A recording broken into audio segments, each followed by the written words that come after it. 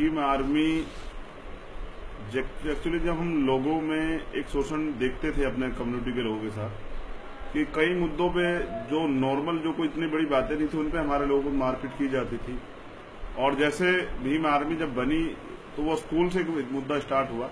एक स्कूल है HP inter college, वहां पर दलित समाज के जो बच्चे होते हैं उन्हें इसलिए पीटा जाता था, अगर वो पानी पहले पी लेते तो उनको पीटा जाता था, अगर वो स्कूल में आके सीट पे बैठ जाते तो उन्हें पीटा जाता था, अगर वो सीट साफ नहीं करते दूसरे जनरल कास्ट के बच्चों तो उन्हें पीटा जाता था, अगर वो पढ़ते थे तो उन्हें पीटा जाता था कि वो पढ़ते क्यों हैं।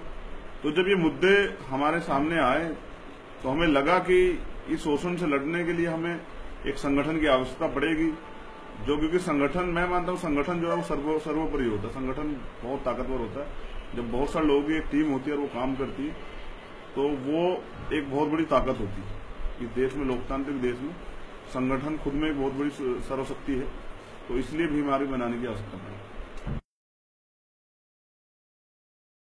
ये सरकार जो है RSS के द्वारा चल रही है।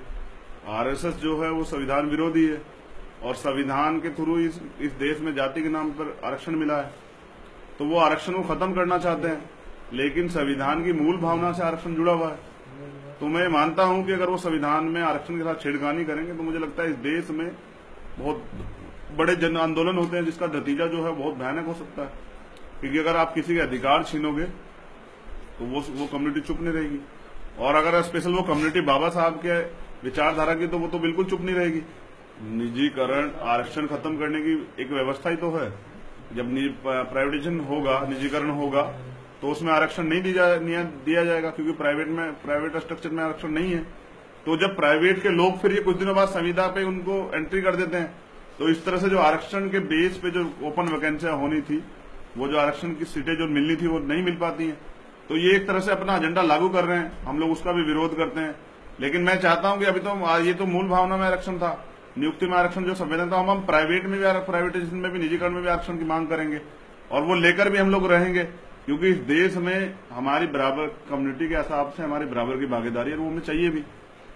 कि जो लोग ये कहते हैं आरक्षण के बेस पे कुछ लोग आगे निकल रहे हैं जो कल तक बहुत नीचे थे, मैं उन्हें बताना चाहता हूं कि अगर आप इस देश में समान शिक्षा लागू कर दे तो आपको आपके औकात का पता लग जाएगा। जब सभी लोगों को शुरू से प्राइमरी से लेकर एक ही शिक्षा दी जाएगी तो किसमें कितनी काबिलियत है वो निकल के खुद ब खुद सामने आ जाएगा। एक बच्चा जो प्राइमरी स्कूल में पढ़ता है, एक बच्चा जो कॉन्वेंट में पढ़ता है, SC बोर्ड CBSE बोर्ड में पढ़ता है, उसमें जमीन आसमान का अंतर होता है। जब हम 12th में जाके उसका एक बैलेंस चेक करते हैं तो वो बहुत हायर होता है उससे। अगर उसका वो डेवलपमेंट 40% है तो उसका 80% होता है। तो मुझे ऐसा लगता है कि फिर अगर वैकेंसी भी आएंगी तो वो लोग जाएंगे, क्योंकि सिलेबस बेस जो है वो डेवलप कर रहे हैं। आपने प्राइमरी स्कूल में तो एजुकेशन को बहुत नीचे कर दिया है, मिड डे मील वगैरह चला के बच्चों को सिर्फ वहां वो कटोरी और चम्मच लेके खाना खाने जाते हैं। तो मुझे ऐसा लगता है कि अगर इस देश के हित की बात हो तो इस देश में समान शिक्षा लागू की जाए।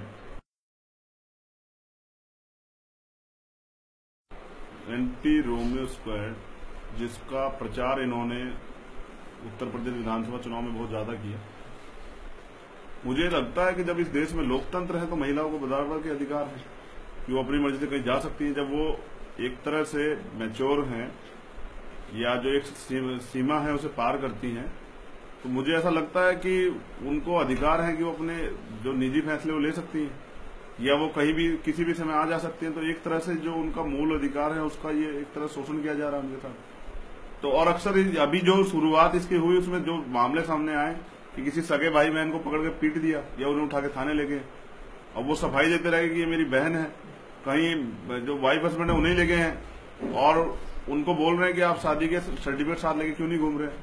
तो मुझे ऐसा लगता है कि इस देश में जब लोकतंत्र है, तो जब सबको अधिकार है, तो वो घूम सकते हैं अपनी वाइफ के साथ या अपनी बहन के साथ या अपनी फ्रेंड के साथ। अब ये सोच के कि वो गलत ना हो, किसी को भी उठा ले जाना या उसके साथ मारपीट करना या कुछ पैसे लेके उसे छोड़ देना, ये तो एक तरह से लोकतंत्र का हनन हुआ, उनके जो मूल अधिकार है उनका हनन हुआ। तो मैं इसके खिलाफ हूं। और जब इसके जब मामले आए तो हमारे जो वर्तमान के उत्तर प्रदेश मुख्यमंत्री उन्होंने कहा भी कि अगर एंटी स्क्वाड कुछ गलत करती है, कुछ गलत लोगों से मतलब सही लोगों को सताती है तो उनके खिलाफ भी एक्शन लिया जाएगा। अब मैं ये जानना चाह रहा था कि अगर योगी जी से मेरी बात होती कि वो क्या एक्शन लेंगे उनके खिलाफ। यहाँ तो पुलिस खुलेआम डंडा मार देती है, तो उस व्यक्ति का जो शोषण हुआ, जो उसके स्वाभिमान को हानि पहुंची, उसके लिए क्या एक्शन लेंगे मुख्यमंत्री जी?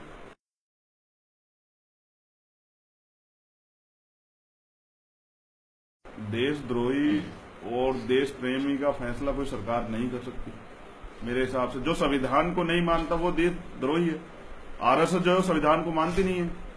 आरएसएस जो है आज तक उन्होंने तिरंगा नहीं फहराया नागपुर में अपने हेडक्वार्टर पे। तो जो इस देश के तिरंगे का सम्मान नहीं करते, जो इस देश के संविधान का सम्मान करते, तो देशद्रोही तो वो है। वो लोग तो देश प्रेम जो देश के संविधान के अकॉर्डिंग काम करते हैं। अगर हम गलत सही की बात करते हैं, अगर हम देशद्रोही तो हम देशद्रोही सही।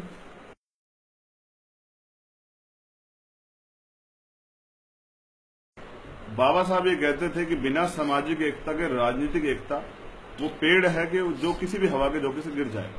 इस चुनाव में वही हुआ, जहां बहन जी ने 105 मुस्लिम समाज के लोगों को टिकट दिया इसलिए कि मुस्लिम दलित और मुस्लिम गठजोड़ हो जाएगा। उसी तरफ मुसलमान गुमराह हो गया, उसे यही नहीं समझ आ कि वो कहां वोट दे। क्योंकि जैसे बहन जी सामाजिक एकता ना करके राजनीतिक एकता के तौर पर कहती थी कि हम लोग बीजेपी से गठबंधन नहीं करेंगे, हम लोग विपक्ष में बैठना पसंद करेंगे, बीजेपी के साथ सरकार नहीं बनाएंगे। उसी तरफ दूसरी तरफ एक और पार्टी यहाँ जो काम करती है, समाजवादी पार्टी या कांग्रेस पार्टी, वो आगे एक स्टेटमेंट देती कि बहन जी जो है वो गठबंधन कर लेगी, रक्षाबंधन बना लेगी। पहले भी उन्होंने ऐसा किया है। तो मुस्लिम समाज जो है, जो एकता होनी थी, वो इसलिए डर गया, उसे लगा कि ऐसा ना हो कि हम लोग कहीं के भी ना रहें। क्योंकि अगर पहले से हम लोगों ने विचारधारा मुस्लिम समाज में, इस्लाम समाज के लोगों बैठ के बताई होती, वो भी अपने धर्म को मानते, अगर हम उन्हें बताते कि शोषण के खिलाफ हम लोग एक होने का काम कर रहे हैं और राजनीतिक रूप से नहीं, हम लोग सामाजिक रूप से भी एक होंगे, हम ये लड़ाई लड़ेंगे, हम आपके साथ रहेंगे, हम उनके मुद्दों को ध्यान में रखते कि उन्हें क्या आवश्यकता है। जैसे 2012 के चुनाव में समाजवादी ने उनसे कहा कि हम आपको 19% आरक्षण दें। समाजवादी ने कहा कि हम बाबरी मस्जिद पर राम मंदिर नहीं बनने देंगे। तो उन्होंने ऐसा कुछ करा कुछ नहीं है, लेकिन उन्होंने सिर्फ एक विश्वास दिलाया। तो बहन जी, मुझे लगता है कि बहुजन मूवमेंट की जो नेता है वो विश्वास दिलाने में मुसलमानों को कामयाब नहीं होता। अगर वो विश्वास उन्हें हो जाता तो ये राजनीतिक एकता हो जाती।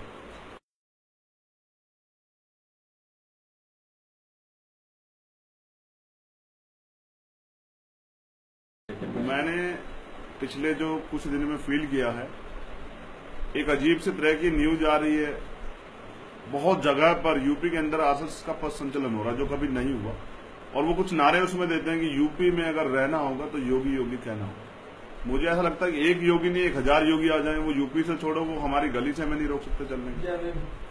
तो मुझे ऐसा लगता है कि इन सब चीजों से फर्क तो पड़ने वाला है। लेकिन एक जो मैंने चीज फील की है वो ये है कि बहुत सारे संगठन जो हैं दिन पर दिन निकल के आ रहे हैं। श्री राम सेना, हिंदू वाहिनी, हिंदू रक्षक दल, गौ रक्षक दल, वो इस तरह से दलित समाज के जो लोग हैं उन्हें एक तरह से गुमराह करने का काम कर रहे हैं। वो हिंदू के नाम पर कि हम लोग हिंदू हैं, वो चुनावी जो हिंदू जो एक एजेंडा बताते हैं हिंदू, वो ये एजेंडा कि चुनाव में आप हिंदू हैं, चुनाव के बाद आप दलित हैं, शेड्यूल कास्ट के हैं, जाति से चमार हैं, जाटव हैं, आप धोबी हैं, आप पासी हैं, कोरी हैं, कुर्मी हैं, तो वो चुनाव के बाद आप वो हैं। लेकिन ये 2019 को इसको फैक्टर लेके चल रहे हैं। तो ये अभी एट प्रेजेंट टाइम में कुछ संगठन बना रहे हैं, उसमें हमारे लोगों को जोड़ने का काम कर रहे हैं। ये विश्वास दिलाते हैं कि इस देश में मुसलमानों से खतरा है। मुझे ऐसा लगता है इस देश में मुसलमानों से नहीं, इस देश में ब्राह्मणवादी व्यवस्था से खतरा है। हम किसी जाति के खिलाफ नहीं है, लेकिन जो लोग इस देश में एक कम्युनिटी को गुलाम बनाकर रखना चाहते हैं, हम उनके खिलाफ। 6 दिसंबर को इन्होंने जान के आरएसएस के लोगों ने बाबरी मस्जिद गिराने का काम किया कि जिससे कि बाबा साहब को बुलाया जा सके। लोग उस दिन, आरएसएस के लोग उस दिन शौर्य दिवस मनाते हैं, और हम दलित कम्युनिटी के लोग, ओबीसी कम्युनिटी के लोग, उस दिन हमारे लिए सबसे बुरा दिन था कि बाबा साहब खत्म हुए थे। तो ये बाबा साहब से जुड़ी हुई जो चीजें हैं उन्हें खत्म करने का काम कर रहे हैं धीरे धीरे। और ये यहाँ से बाबा साहब का इतिहास जो है वो उसे भुला देना चाहते हैं। आरएसएस का एजेंडा है, जब बाबा साहब की विचारधारा खत्म हो जाएगी तो आरएसएस का जो हिंदू धर्म का जो हिंदू एजेंडा जो वो लागू हो जाएगा। लेकिन जब तक भीम आर्मी के लोग यहाँ इस देश से वो हो नहीं पाएगा।